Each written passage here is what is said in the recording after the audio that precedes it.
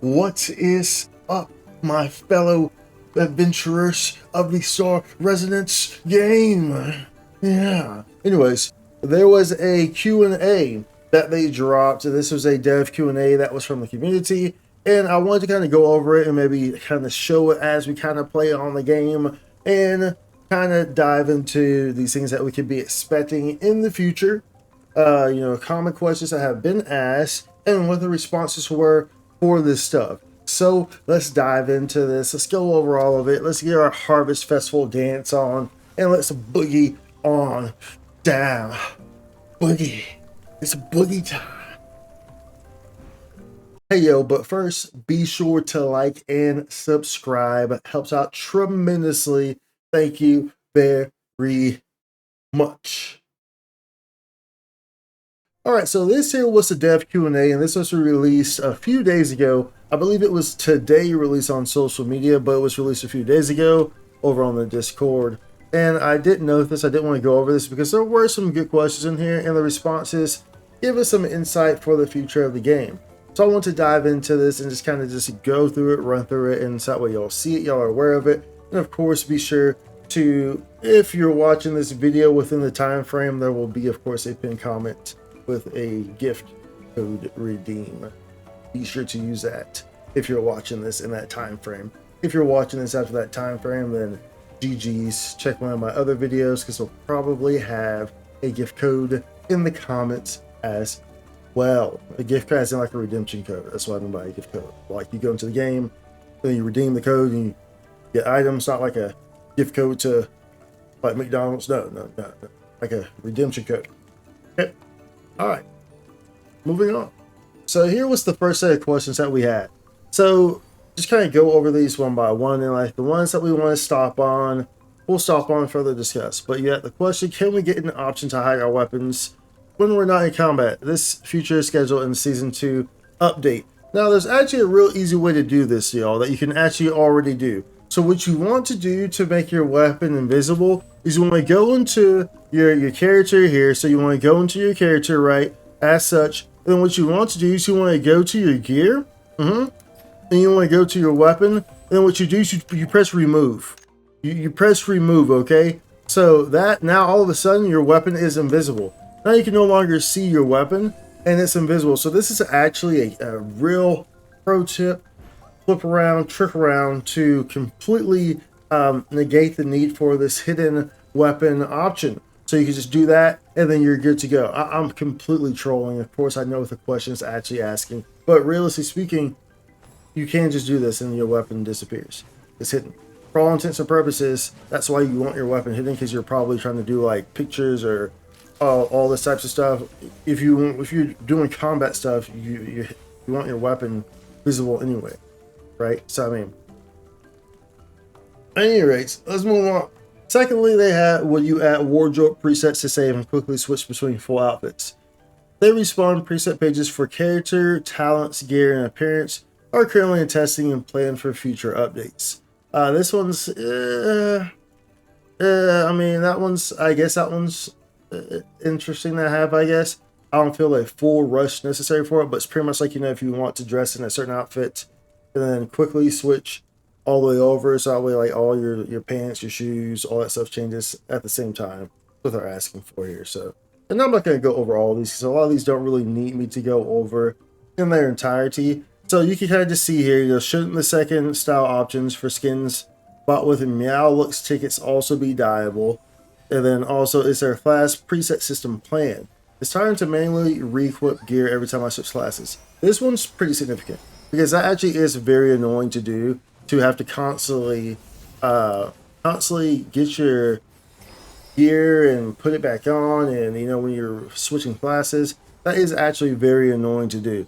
So I do hope that they do address that. I think that this is something that is kind of a higher priority, I would believe, and it would really benefit the gameplay.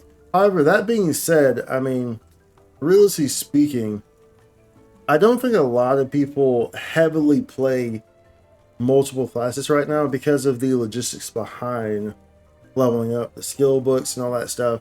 I don't think that there's a lot of people who realistically play multiple classes right now. However, that's not to deter, because there should be a point where we are playing multiple classes, because that's really going to heighten your playing experience by playing different classes, right? So this would be something, especially as the game continues to evolve, that needs to be definitely considered and looked at on a very serious scale. And then we have page 2 over here. So they ask some questions, as you can see, as so. Can you add a rerun button at the end of a dungeon to queue for the same one again with the same party?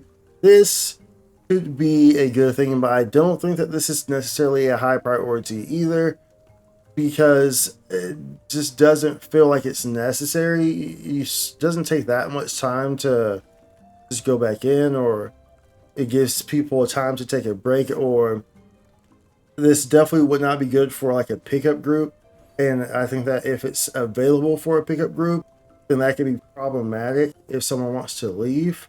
Now, of course, this is good if you're just running in a set group, if you have agreed to run continuously, or if you're like spamming mastery domains for the level of the reforce materials, then yeah, it makes sense. But I could also see how this could be problematic as well on the flip side of things. So not too sure what priority I would level this at on regards of implementing this into the game. Legendary tiles should look more distinct from normal ones, maybe with a special plate glow or unique color. This one, not really too. This is what it is. I don't think this one's very big. Party Hub UI seems bugged. It often only shows 2 or 3 open parties instead of all available ones. This issue's been fixed. Moving on.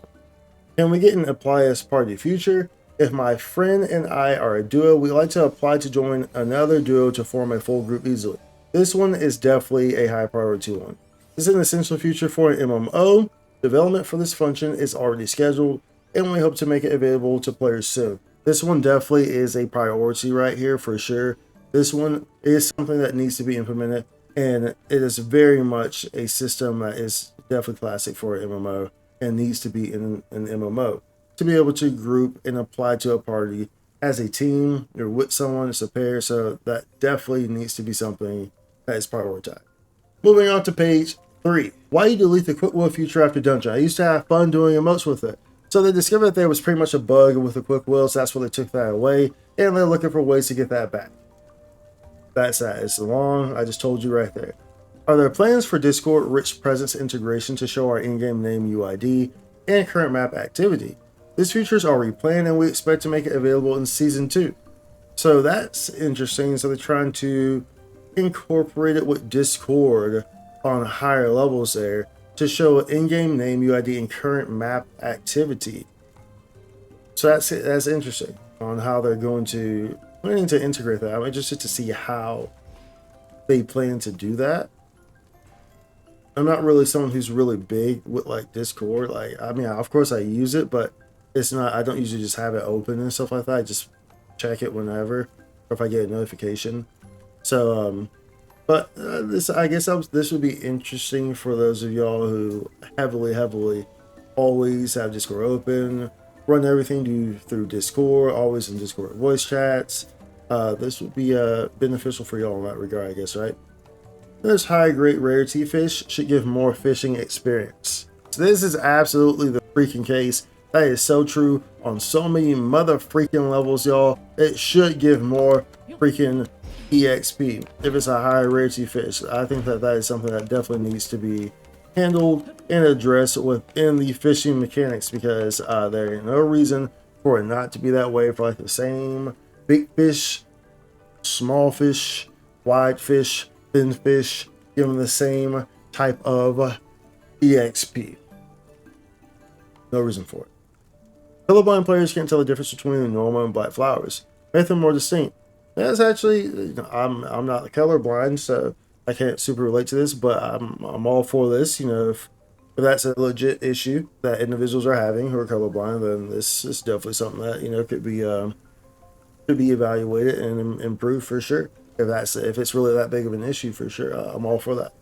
The QoL changes announced for C in Season 2 sound great. When will we get them in our version?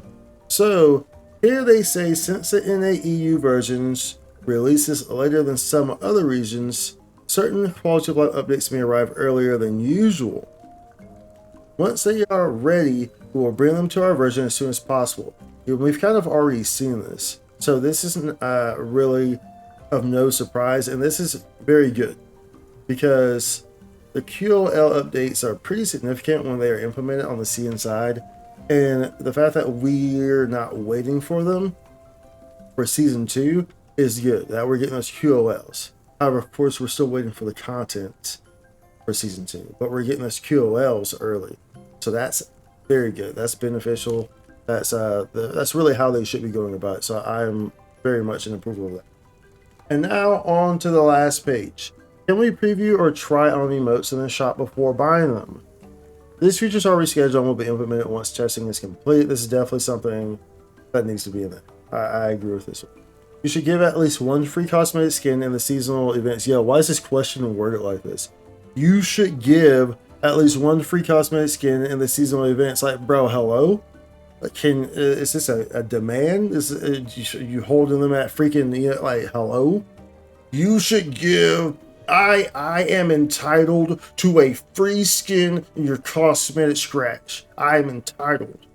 Gosh darn it, because I'm a silver spoon baby and you give me handouts. That's what I want. That's what I need. Don't make me work for anything. Give me handouts. Like, hell, like, what is the framing of this question, bro? Anyways, so going forward, we will continue introducing various seasonal events, similar to the upcoming Konami events, which we currently have running right now. Players can obtain different appearances and accessories from event shops by participating in these events. Pretty much this answer right here is a fancy way of saying, shut the frick up. We're going to give you some, you're going to get items and accessories and stuff through events, which we have seen, which we see. And what this is really saying is, to answer your question, with free cosmetic skins in the seasonal events, it's just saying, yo, be quiet. That's really what this is saying right here. Like, yo, be quiet. We're already doing it, stuff like that. So, stop asking demands, you entitled individual. Add a bulk sell or destroy option for unused seeds and pollen. Honestly, they need this for like dismantling too, because I went to dismantling. They need to add like a control A on the keyboard selects everything. They do something like that, or like just like drag it down, so that way you just like hold the mouse and drag it down instead of having to like click each one.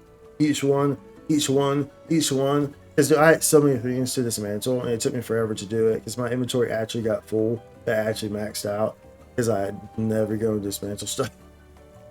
So it got full. So I think they need to add something for that too, because that was kind of annoying. It took me a long time. It took me like 10 minutes to do that.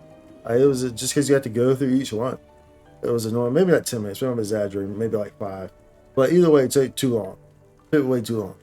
At any rate, in regards to their question, this feature's already been implemented in the game. We need something like a mentor system. Experienced players could guide first-timers through master dungeons and get a reward, which might help reduce gatekeeping based on ability score. I do think that this is something that could be potentially good for the game. And they say, we understand that a mentor system can greatly energize the player community. Development on this feature is already underway. Though as a brand new system, it will take some time to implement. In the meantime, our official community will launch a simpler mentor event, which players can join first.